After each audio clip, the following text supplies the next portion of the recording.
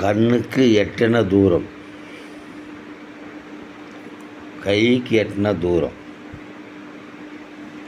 மனசுக்கு எட்டின தூரம். இந்த 3 தூரத்தில்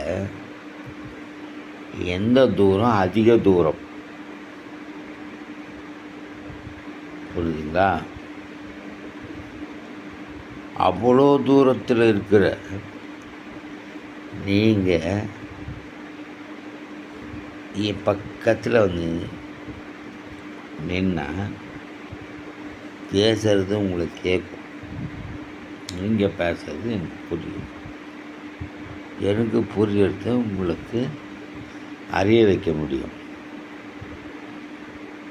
ஆகவே தூரமும் நெருக்கம் ஒரு விஷயத்தை எளிதாக்குகின்றன.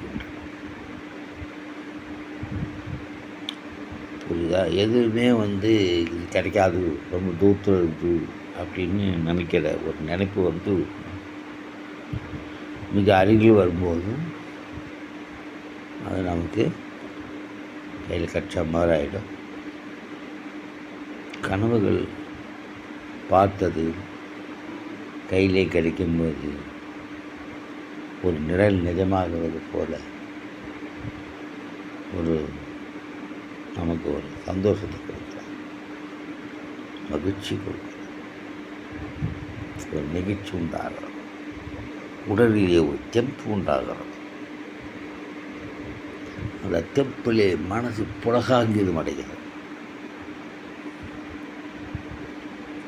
ஆகவே வெறும் வார்த்தைகளாலே மாயாஜாலமெல்லாம் காண்பிக்கும்